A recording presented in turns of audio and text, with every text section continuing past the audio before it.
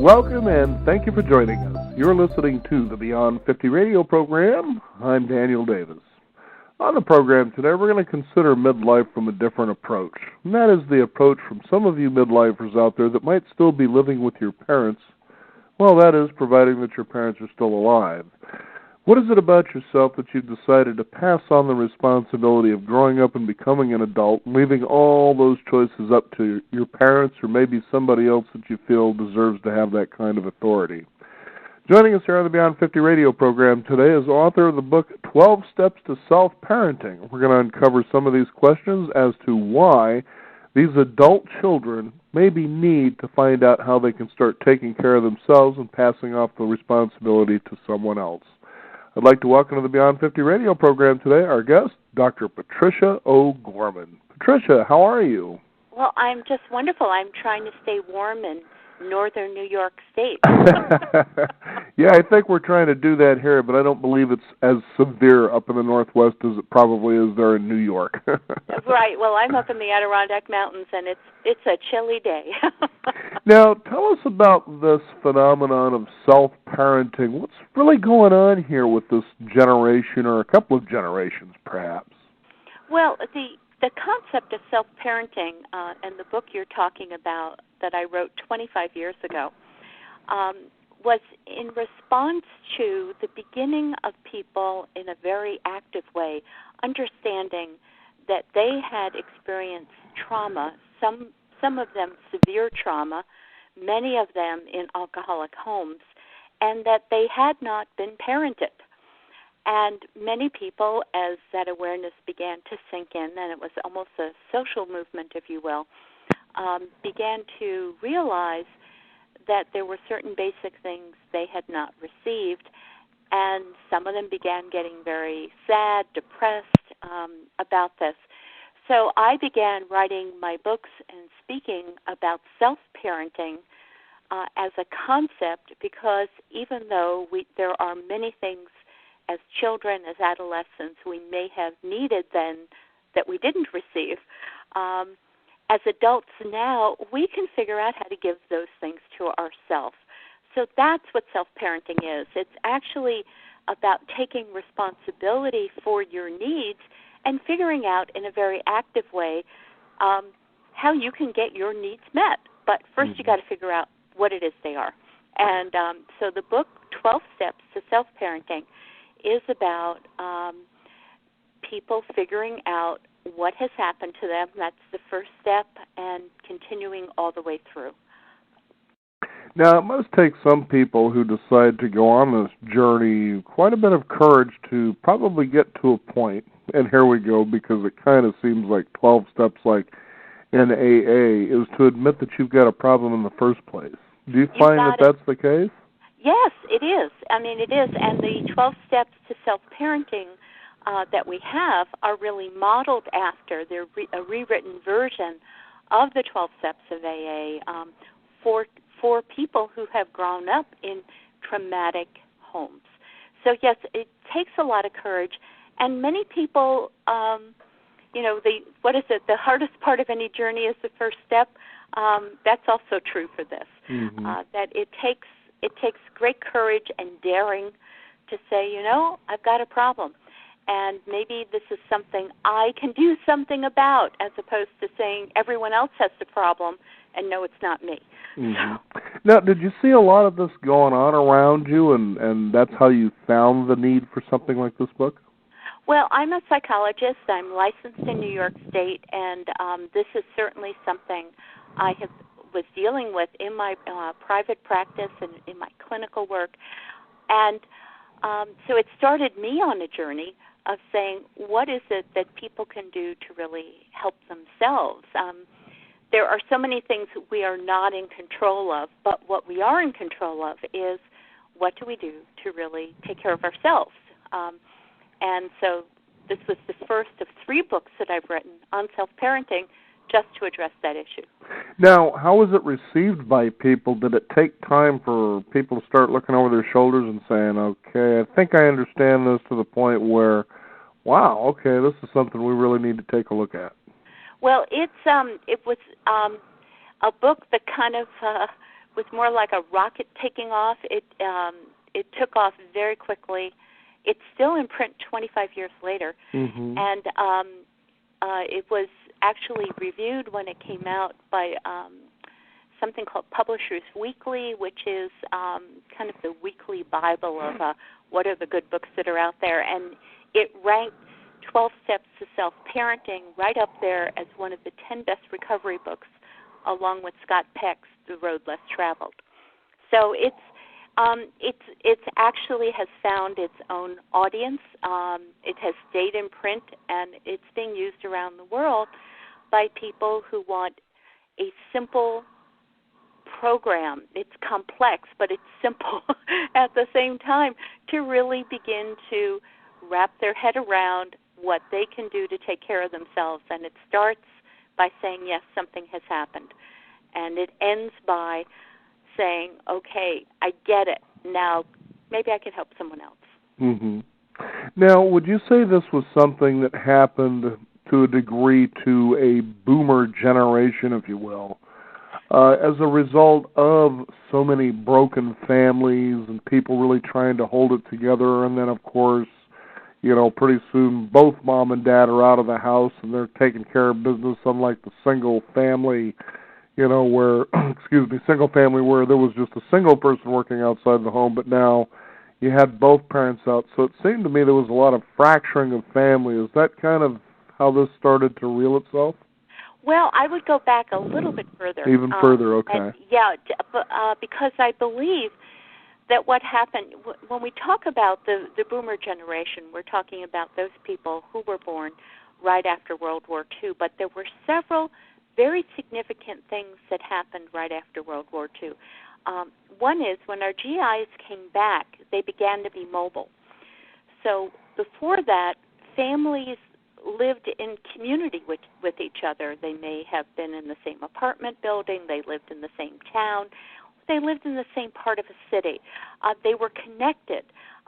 We began to have people now moving and needing to find ways of staying connected, but no longer physically being connected. And one wonderful example we have of that is a book that came out right at the end of World War II, became a bestseller. And it's a book that if it was written before World War II, no one would have noticed. And do you have children, Dan? I do, actually, yes. I bet you have a copy of it. It wouldn't be Dr. Spock's. It is Dr. Spock. And what does Dr. Spock have in it? It has all the information your mother would tell you if she lived next door. How do you bring down a fever? Right. All the simple knowledge. And why did we need that book? We needed that book because Mom wasn't next door, Grandma wasn't next door. So we started having, before we had the split-up families, we moved very rapidly from living in a communal situation with family around to creating what was fairly short-lived, actually, the nuclear family, and then that blowing up and now people being raised by single parents. So within all of that, you found a group of people, the boomers, who suddenly didn't have the kind of ties their parents may have had to help them through a lot of life's transitions. Plus, we had an increase in trauma because there were less community supports for them.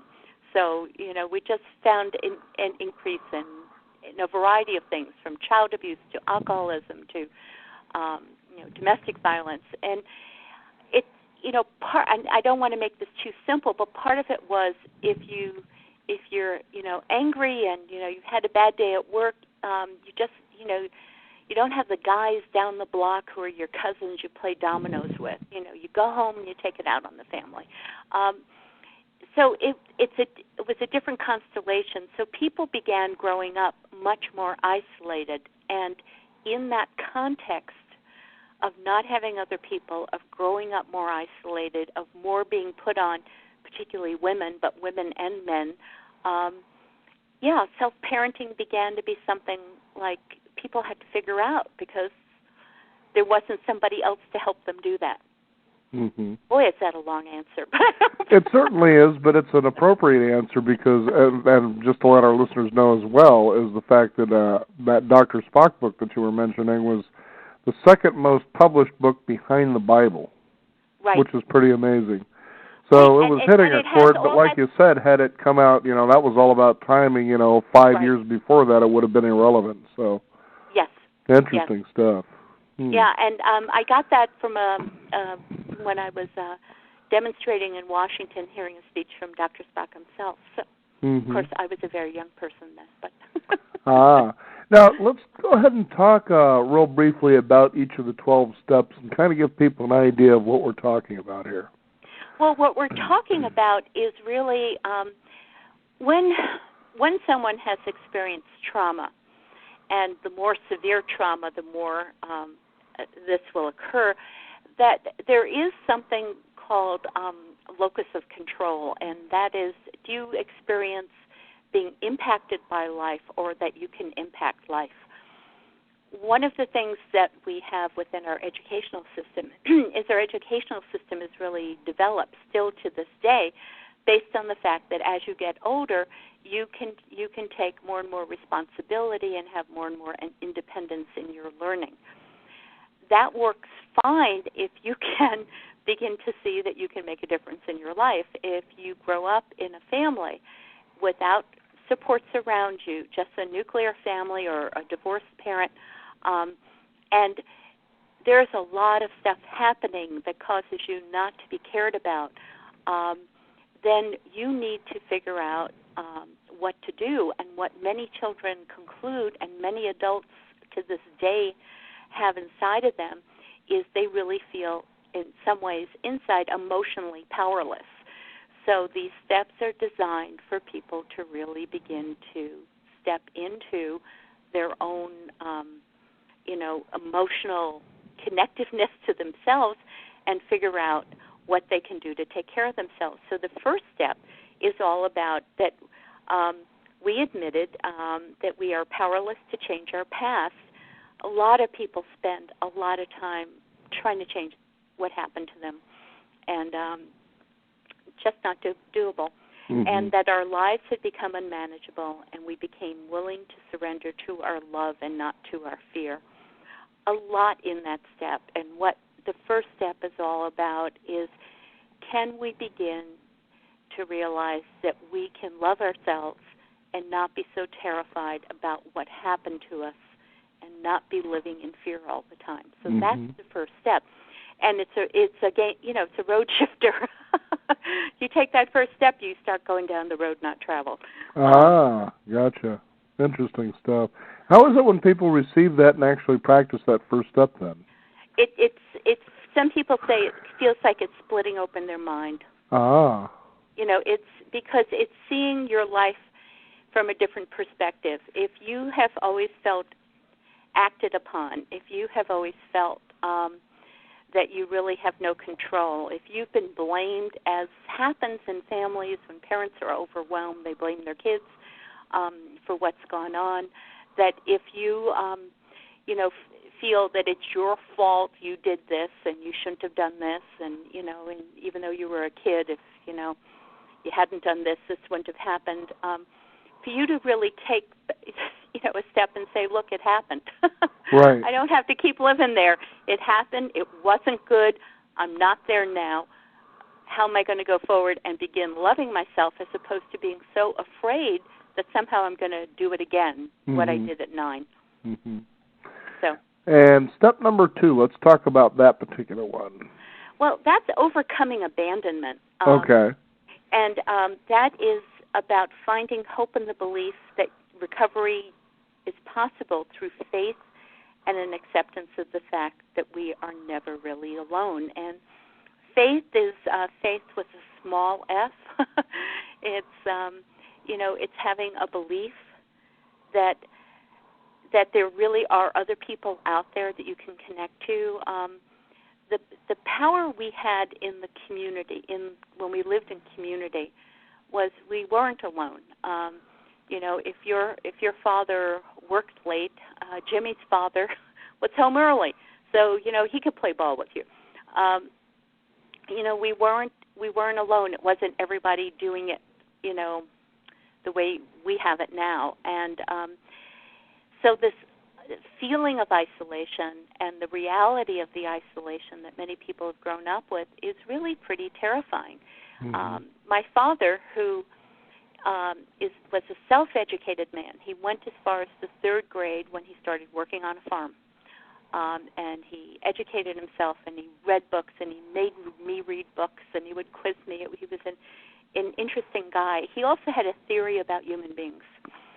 And his theory was that we were very, very communal people. He said we could have evolved like wolves, and each had our domain and killed anybody who came on our domain. But no, we built apartment buildings. We like being together. We have this need for each other. And when you grow up surrounded by people but not being connected, you feel profound isolation. So this step is really about addressing that and saying very directly to the person, hey, you're really not alone. There are other people out there who have been through what you have been through. And again, we're talking about a historical time when the book came out where it was mostly focused on adult children of alcoholics, and very quickly that movement, that burgeoning, really began focusing on other people who had experienced terrible childhoods, and them banding together and saying, what can we do to take care of ourselves now? We're adults, we're functioning, except there's a part of us that feels still so wounded. So that's what this is about. Mm-hmm. It's really fascinating, too, how easy it is to pass off a lot of the responsibility instead of stepping in your own personal power here. And, and it's an amazing, almost miracle when you are able to do that, to gain your personal power, I would think. Right, and part of what we talk about in this book is really the importance of what we call in the book having a higher parent. And that was a term that my co-author and I came up with to try to encompass the different spiritual beliefs and religious beliefs that people have. Some people believe in an organized religion. Other people believe in nature and the forces that go on there. The importance is that they, in all of these, that people don't feel that they are alone, that there is some force greater than them. So we talk about, power in the second step, as you talked about it, that there is an expression of the divine force in each of us.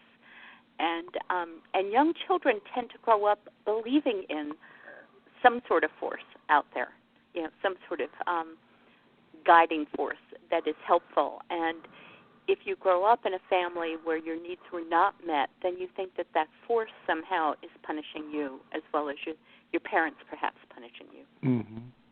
Now, in step 3, you talk about letting go of compulsive self-reliance. What are we talking about there? Well, we're talking about that many times for what became known, as adult children, that because they felt so isolated, they felt they had to do everything on their own. And doing everything on their own meant that over time they began to feel they couldn't trust other people to help them. So I remember one argument I had with a boyfriend years ago, and he was, I don't even remember what had happened, but I remember him saying to me that, you always go to the mountain alone. You've got to let me in. Mm-hmm. So it was just an interesting moment, in my life with someone saying, you're so conditioned that you have to do it yourself that even when you have somebody in front of you, you're not letting them in to help you. And again, as people, we tend to like to help each other and to be connected. So what compulsive self-reliance is this, almost self-defeating, self-perpetuating belief that no one's going to be there, so I got to figure it out on my own. Mm-hmm. And if somebody is there, well, I'm going to test the heck out of them to make sure they really are going to show up. And, of course, in the process of testing somebody so completely, some of us do manage to push them away. So So it is this, kind of self-fulfilling prophecy. And so in the step we talk about really letting that go. Not so easy, because again, that's another seismic shift in your perception of yourself, of the world, and of the, what the world can give you. Ah, okay. Now, step number 4 is where we have to make an honest assessment of our strengths and weaknesses and accepted the impact that our childhood had upon us as adults. Interesting. Well, there is a tradition within AA and Al-Anon of doing what's called an inventory. And an inventory within AA and Al-Anon has to do with really looking at character defects. What's wrong with you? We wanted to expand that in our book and really look at what's right with us, too. That we talk about light side defenses. There are things that each of us do that are helpful to us, but they're defenses. For example, you and I started off the show talking about that it's cold. Well, part of what we do when we're cold, and we live in places like I live in at least, is there's a certain level of denial that sets in about how cold you really are. Because if you walked around feeling as cold as you really are, that would be uncomfortable. So we kind of, we deny a little bit of it. And so that's a kind of a light side defense, if you will, that really allows us to live in the environment we're in and not to feel, greatly discomforted by it. There are other defenses that people have, which we call dark side defenses, which really trap people. People who feel that they're always a victim. And if something happens, it's somebody else doing it to them again. That is it's a defense, but it keeps people stuck. Yeah, there's no doubt about that. Right. So it's not helpful, but some things that we do are helpful, and so it's really about looking at both of them. What I talk to people about, friends and people I work with clinically, is our defenses in some ways are like shoes, if you will. We've traveled, we've traveled a long journey in our shoes, and sometimes we can outgrow our shoes. They begin to pinch our feet. They begin to be uncomfortable. But people are reluctant to often just throw their shoes out. So I share with them that they can just put them in the back of the closet. There may be a time you need to blame everybody in your life, so you can pull that out. But, it's in the back of the closet. You don't need to use it every day. Right, exactly. And it's obvious that when you look at the news, especially tabloid-style news, it's always pointing fingers as though, gee whiz, I was just unfortunate to be somebody who happened to be in that moment at that particular time. It should have never have happened to me, but the fact is it did. Right. I mean, we have, I'm fascinated by things that happen on the West Coast, and the mayor of San Diego recently, with the big brouhaha he had about his sexual inappropriateness.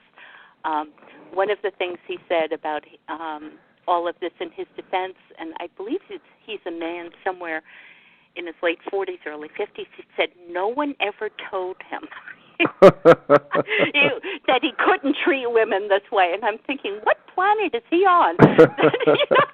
that he had to be told he couldn't do this. It's like that he never figured it out before then.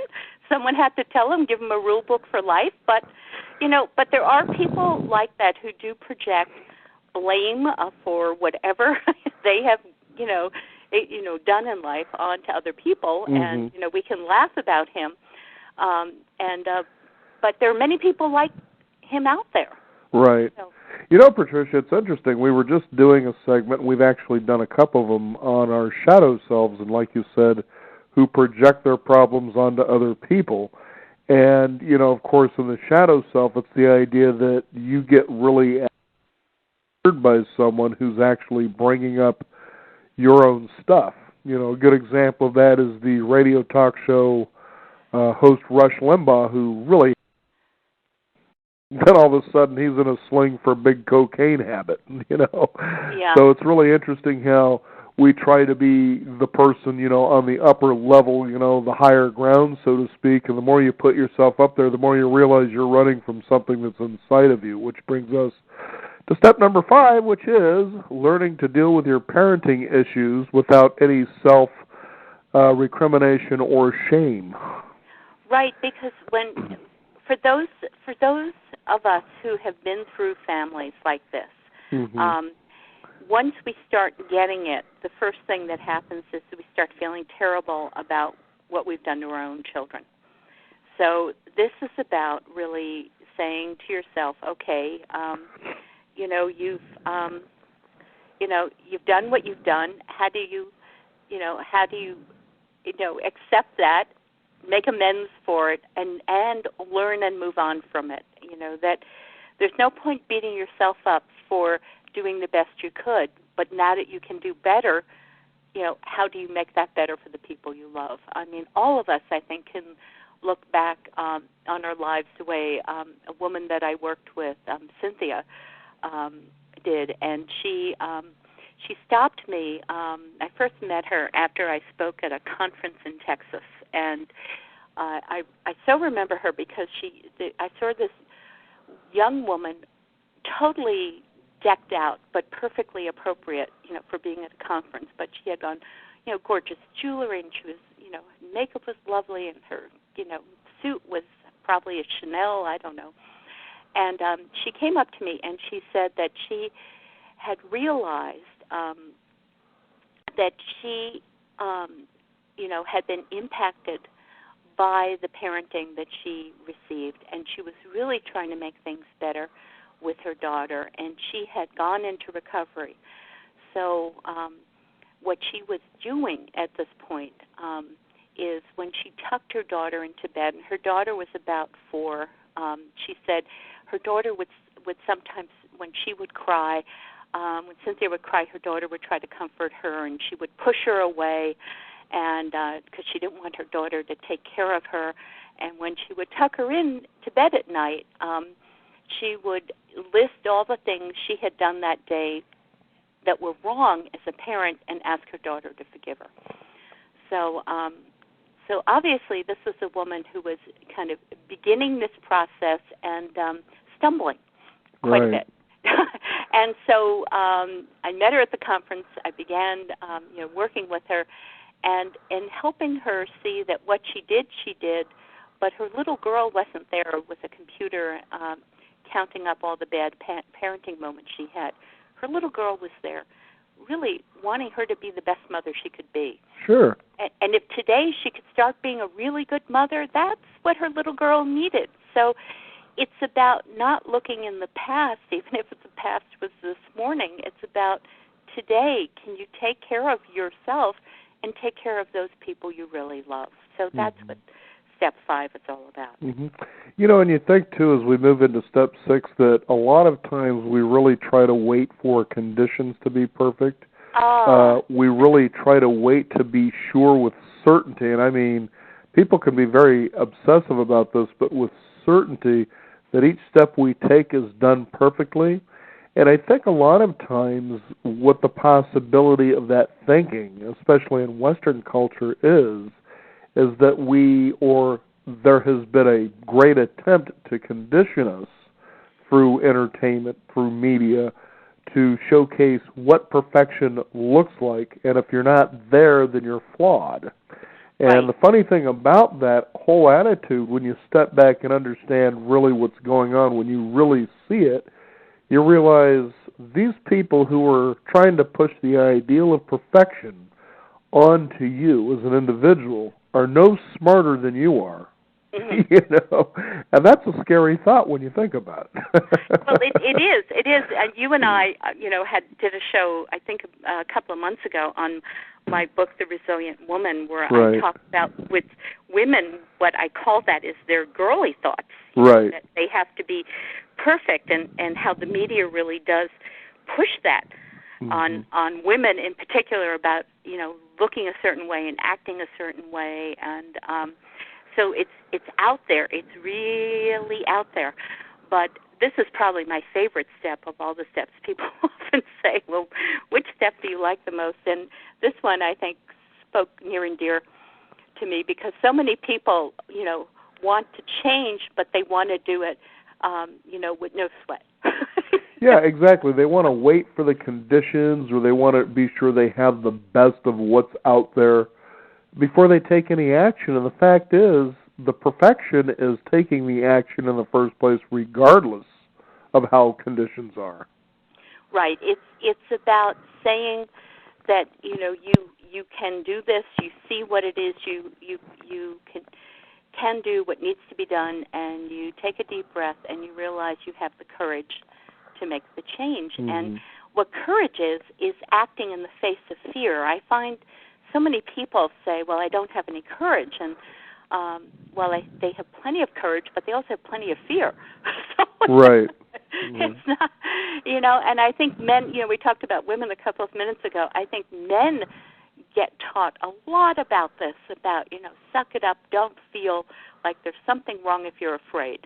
No, and, fear is a natural emotion, Mm-hmm. and a lot of what men are asked to do, involves conquering their fear, but it means also accepting their fear.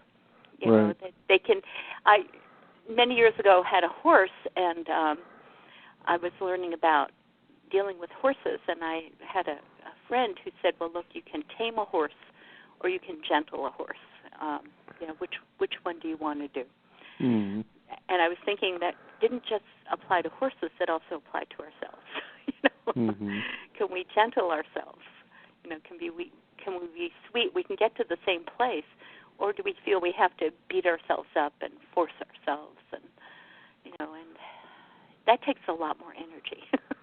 And in step 7, you say, learn to embrace our uniqueness, and connectedness to others in a spirit of love and humility. And I think between 6 and 7, when you look at perfection and then coming into humility, it reminded me of what one of my guests, Dr. Bernie Siegel, I believe it was, many years ago had said. And he says, you got to consider that it took billions of years of evolution for humanity to come to the light, Yes. so to speak. So just think about, in billions of years of evolution, and then he says, nobody can screw up quite like you can. Right. And that should be pretty comforting, I would think. Well, I think it should be. And yes, this whole theme that is in so many of our steps is that there is a community out there, that right.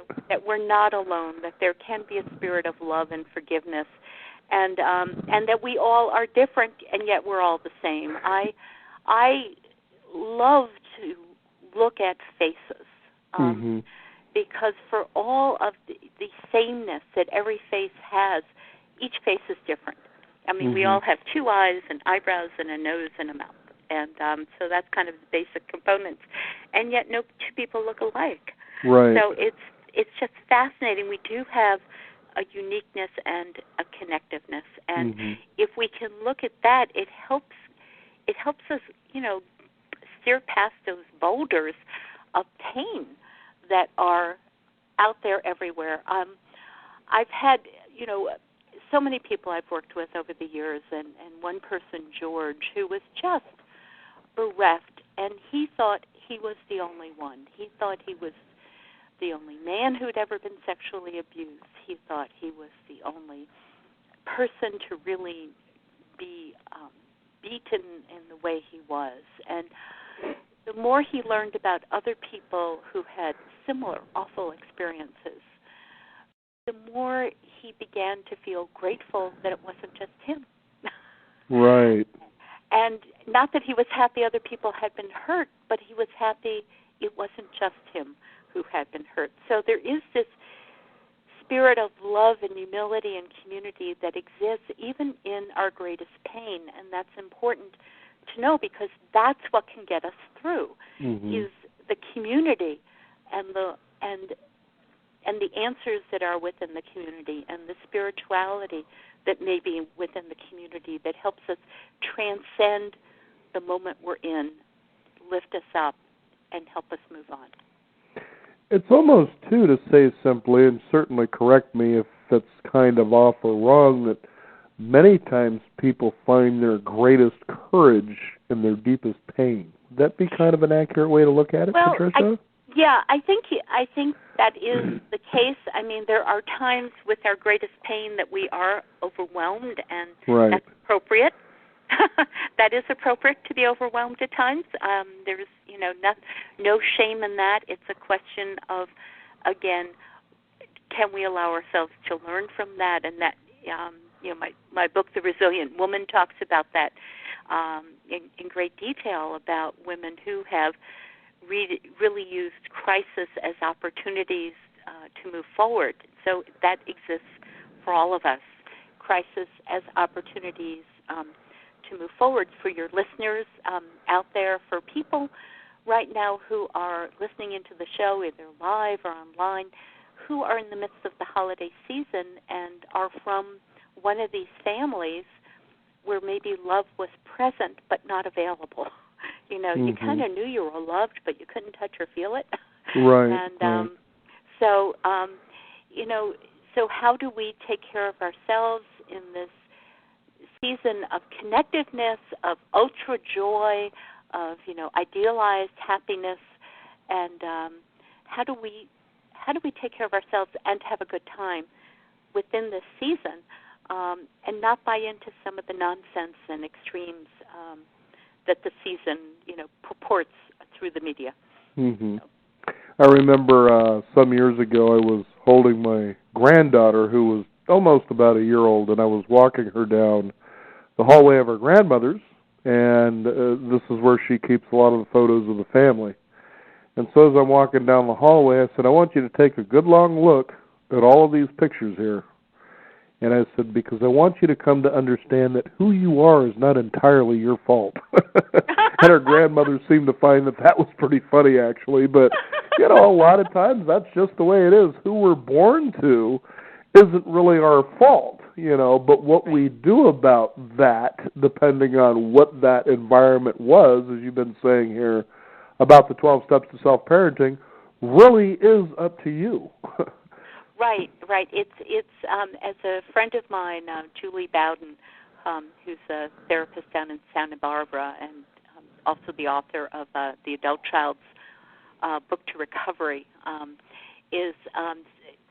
said to me in glorious detail one day, it's how you play the cards you got. Right, exactly. There have been some big pots won in poker with not a single thing in somebody's hand. Right. How you play them. How you play it, exactly. And there's a song, and I forget the name of the singer's song, but you have to know when to hold and when to fold. Kenny Rogers and the Gambler. Kenny Rogers, yes. Okay. Mm-hmm. Yeah, so, life is a lot like that, and that's what I've tried to put into my books on self-parenting, whether it's the 12 Steps to Self-Parenting or my most recent book, The Resilient Woman, or my book on trauma that came out last year, Healing Trauma Through Self-Parenting, that awful things happen to us that shouldn't happen, and that is life. What we do about it, though, is opportunity. Right. And these 12 steps to self-parenting was the beginning of my written exploration into this. And since you have, talked about the shadow side and light side, I've written 8 books. Mm-hmm. This was my 3rd book, and it was the most unique experience in writing I've ever had because it happened very, very quickly, the writing of the book, and I really felt I was more of a conduit than I was the writer. Mm-hmm. That the thoughts were coming and flowing, and I wasn't really working very hard at it. It was just happening, like I was the vessel.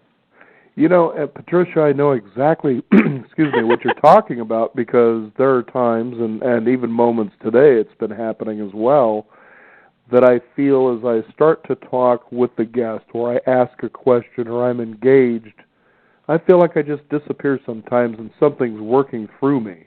Yes. And as I describe to people, when you're really doing things that you love to do, that you were really, I believe, meant to do, because for one thing, you love it and it seems easy, easier than it should be, so you think. Anyway, the point is when it's done, there's an ecstasy. It's incredible, when you realize, I've got a buzz going on here from something that I just did, and it's very exciting, and you want more of it. But the thing is, as you discovered, and I know I've experienced this too, those are those times that you have let go to allow something like that to happen in the first place. Right. It's very true. And we all have those vortexes or moments or spaces or whatever in our lives, and they're not all the time, and they're not every day, but they can truly be savored when they do occur. And the writing of this book, for me, was one of them. Mm-hmm. I think, really, too, when we've considered that we've now covered a total of the 7 steps, this next one here, to me, is when you have reached that horizon, that once you step across this horizon or over the mountain peak, whatever you want to call it, that truly you will see a change that you can never go back to being the person that you were before this step. And that is learned self-forgiveness and made amends to our inner child. And there's so much out there about forgiveness. I mean, it's one of the big things that Christ taught in the Bible. But I think sometimes that I've encountered anyway, in my personal opinion, people don't seem to understand what really forgiveness is all about. What do you mean in this step 8 when you talk about learned self-forgiveness? It's about really forgiving ourselves for having been hurt. Okay. That so many times people beat themselves up like, I was such a stupid kid. I had someone yesterday telling me this. I was such a stupid kid. I didn't figure it out. And what they need to realize is they were just a kid and they were trying to figure it out. And that's what kids do. They try to figure stuff out. But we have to blame somebody, and it's so hard to blame the person who you love. So it's much easier to blame yourself and to take on that anger and to turn it towards you, because if you get really angry at your mother or your father or your grandmother or your foster parent who's ever raising you, and they turn their back on you, you're kind of finished, because on some level you realize, you're vulnerable. You need them for the food and, the shelter. Right. So it's much easier to be angry at ourselves, and so many of us grow up that way, really angry at ourselves, really being harsh and mean to ourselves, even though it may not look like it on the outside. It's what we do on the inside. And so one of my favorite examples are all those workaholics I've worked with all these years. People who have been merciless and continue to be merciless to themselves, because on some level they are blaming themselves for everything that happened to them as a child, and they are on a path that says, I will not be vulnerable. It's not going to happen to me again. And they drive themselves, and often to an early grave, but they drive themselves. So if we can learn to forgive ourselves for having been vulnerable and having been a child, it's profound if we can do this. But it's so worthwhile if we can do this. Because it does, as you said, this is one of the first major hurdles. We go up there and we begin to see the world differently. Patricia, it leads me to a question, and I've asked this question of guests over the years when I felt, I guess, the moment was right, but what is it within ourselves that we revert to what I would think to almost be a default of beating up on ourselves so much, being so hard on ourselves as much as we do? And you see it in almost everyone when a mistake occurs. That shouldn't have happened. I should have seen this coming. I must be an idiot. What is it within ourselves that we feel that's the natural, seemingly right thing to do? That never made sense to me, even though I practiced it myself.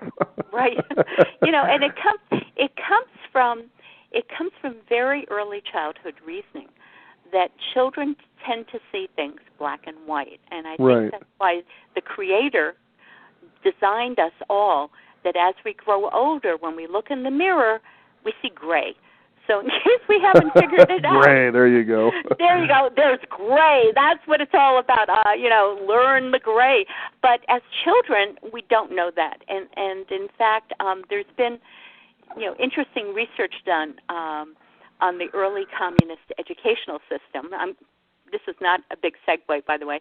And where what they would do when a child committed an infraction in the kindergarten is they would ask the group what punishment the child should have, because the group, being a group of 4-year-olds, would have a very exacting and harsh punishment, because kids see things in black and white. Right. And then the group would punish the child, and it was always much harsher than any adult would. But that they hoped to create this kind of collectiveness. And it's just natural for children to see things in extremis. The role of a parent is to moderate that. The role of a parent is to get in there and to make it okay for the child to move beyond their mistakes. That's active, loving parenting. Didn't always happen for a lot of us. So we have to learn to do that for ourselves. When you talk about how in early schools that they had the group of children decide on the punishment, I believe Enron followed that to a T, and well, look what happened to them. So yeah, well, now, we have a lot of examples of when that did not work well, but that is that's why, because as children, when we as we're first developing cognitive structures, kids know what the rules are.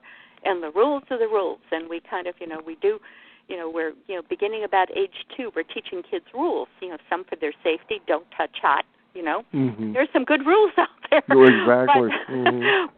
But kids can't moderate at that Don't age. make up your own stock prices. That just can't work. Nobody ever just keeps making more and more money. Yeah, but it starts early, and so many of our beliefs. I think I also do coaching, and in my psychology practice. So much of what I feel my job is to help people surface the beliefs of childhood that they're still operating on as if these were the golden rule, and they're not. So therefore, they don't have to keep that as a belief that they run themselves according to. And it's hard work. And so this book, 12 Steps to Self-Parenting, is very much about surfacing those beliefs of childhood and moving past them by beginning to surface them and name them and sequence them and then go beyond. Now, due to the time, we'll go ahead and kind of briefly go through the final 4 steps, but that doesn't mean they're any less important than the others. They all, as you can see, are really interdependent of each other. Is that correct? Right. Okay. Yes, they are. And heal our inner child by realizing the promises of self-parenting in our daily life. Now, that one there seems a little foggy for me. Give us a little clarity on what you mean there. Well, it's all about, on a daily basis, taking care of yourself. Okay. So it's about, moving on with your life and leaving shame behind. Shame is something we experienced as a child. It doesn't have to be something we keep recreating as an adult. So it's about, in our daily living, how do we really take care of ourselves in all the small ways that quickly add up and become a big way. A woman I'm working with, Martha, has a very, very harsh boss who is always blaming her for his mistakes. And that just, rings a chord in her that it's always her fault. But she's beginning to realize she doesn't have to take his outbursts personally. She can take care of herself and realize she's got a tough boss who, if he screws up, it's her fault, and that's just the way it is, except it's really his fault. And she has become lighter with that, and it's making a big difference. Daily self-parenting. That's what the step is about. You know, it reminds me of a time, Patricia, speaking of this woman with the harsh boss who, you know, we can all now have an opinion about a boss like that. But the fact is, I remember working for a company many years ago, and it just seemed like whatever I was doing just wasn't really working out. You know, there was always something they were complaining about whatever I was doing. And, of course, that came, the first thing, the obvious thing was, well, you didn't show me the proper procedures or what your expectations were. You know, that's just the way that is. But I accepted the fact that I just wasn't doing the right things. And then finally, I just simply said, you know, it just doesn't seem that I'm fitting in step here with this company's goals and vision and whatever it is that you guys have, because I'm not clear what any of it is, I think, any more than anyone else. But I don't have to fit in here either. So you're letting me know that I just don't fit in with what's going on here. And, you know, that's okay with me, so here's my notice. Wow. You know, and you might pass that on to her, that unless she's really gaining more than she's losing from this boss, there's always somewhere else. Right. But, you know, she also, this is you don't know, a rural community, there aren't a lot of jobs, and but there are a lot of rural communities. There are a lot of rural communities, but I've shared with her, you know, the universe is giving you an opportunity to grow. That's true. Mm-hmm. You know. Absolutely. So, you know, you could leave this job and wind up in the same situation again, or you could figure out the lesson you need to learn here. Because I stood up to a boss just sort of like what he sounds like once. Yeah. And I realized, you know, I will never be intimidated by another boss ever again. And they're going to be, I'm going to fire straight at him and say, look, you know, what are you expecting from me in the meantime? Quit screwing with me. That's right. Yeah. Now, the next one we have is practice daily self-acceptance and learn to live in the present. Boy, that's not an easy one for a lot of Americans, is it? No, it's not. Look at any couple you know, and they may start fighting about who left up the toilet seat, and pretty soon it's the last 20 years. So it's, you know, exactly. It's like, you know, all of us, the only time we have is right now. So this is what we need to take care of, and if we can figure out right now, it will help us look at the past, and certainly it will help us plan for the future. But we've got to take care of right now. And a lot of what happens with listeners who have had trauma in their life is they're very much going over the old traumas, are like on a rerun in their brain, and you know, and they're going over it and over it and over it and over it. And what this step says is, you know, practice self-acceptance and live right where you are right now. You know, you're not back 30 years ago with your father screaming at you because Christmas is coming, or there not being enough food in the house and Christmas is coming. You're right here. You know, you're doing fine. You're preparing for your, you know, family holiday, and enjoy that. But hold that inner child, that remembered part of you. Hold your inner child. Hold those feelings that she had. Also, as you enjoy the present, and it's complicated. It's about living on two levels, but we all do that, so we might as well do that more consciously, more selectively, and realize that there are many conversations in us at any given moment that are going on. There are many things pulling on our attention. The more we focus on the present and what we have influence over, the calmer we'll be.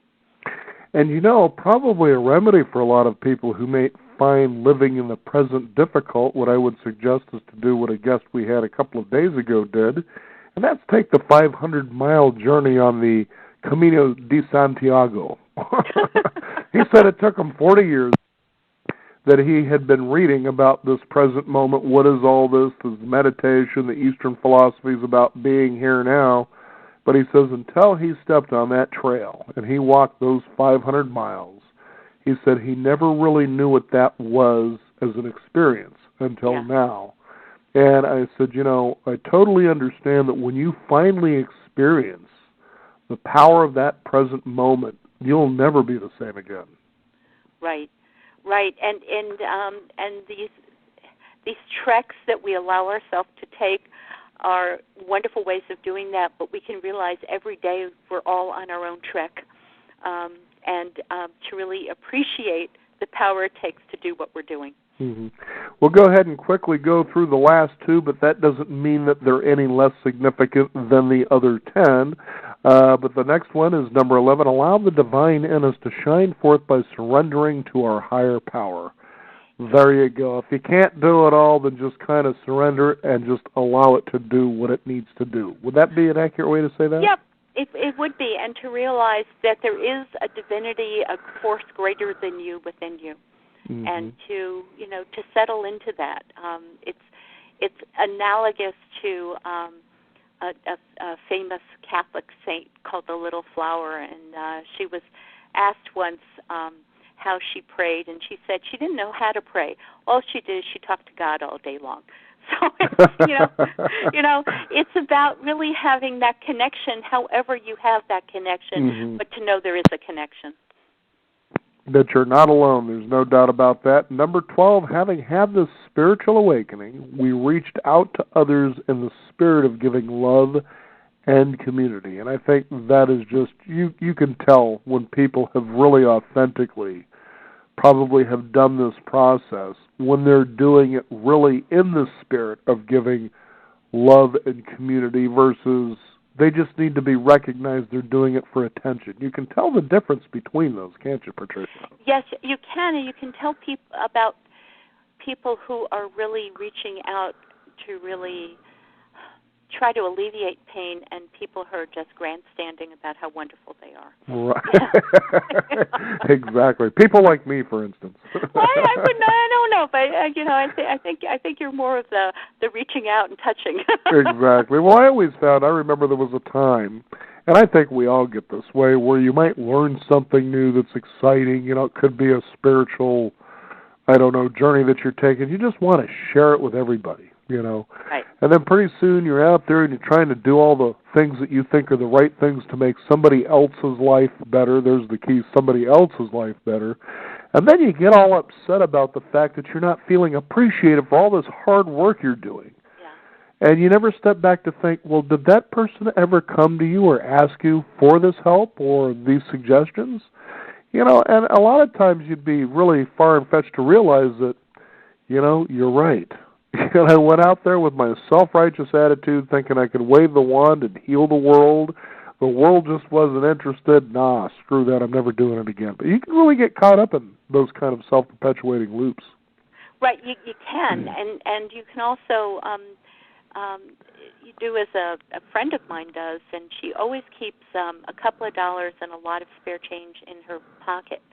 And she grew up very, very poor and is extraordinarily successful, lives in New York City.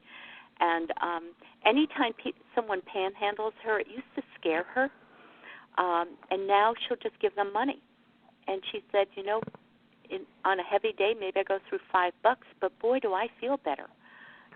And people, when you look at them and you look them in their eye, they're so grateful for that bit of humanity and being touched mm-hmm. in that way. So there are many ways of giving. The way my friend gives, the way we can give by being examples of our recovery as we go through our life, or, we can try to impose it on everyone we meet, which mm-hmm. doesn't work. Mm-hmm. For me, the panhandler situation is whoever gets my change first is the only thing I give to that day. Okay. Somebody else comes along and I say, you got change? Well, I just gave it to that and I only do one tithing. Yeah. So we all do it differently, but we all do it. Right. That's the thing, is we all do it. So to appreciate how that works for you and to realize you can be free enough to do it as well in your own life. Absolutely. Patricia, thank you so much for joining us here on the program today to share the 12 steps of self-parenting. I'm sure a lot of us and our listeners out there can really take a look at this to realize, then there's a lot of liberation that comes along with that. And if you could, for our listeners, Patricia, give out a website people can find out more. Well, thank you. It's my website is patriciaogorman.com. And Patricia is PatriciaOgorman. One long word. We like it. That'll give them a challenge because if they type that in correctly, then that means they're committed. Oh, good. I like how you think, Dan. Patricia, again, thank you so much for joining us here on the program today. Well, thank you, and happy holidays, everyone. Happy holidays to you as well. Self-parenting. Self-parenting. Yeah. Get that Christmas tree and get those lights to work. It's nobody else's fault but yours if they don't. So that's the way we play here. Okay. Thanks again. We also want to thank you, the listeners out there, for tuning in. Be sure to visit us at beyond50radio.com, the number 50. We will have a hot link. You can find out more about Patricia O'Gorman and her work as well. I'm Daniel Davis. Thank you for joining us. This is the Beyond 50 radio program, and remember, live your day past halfway.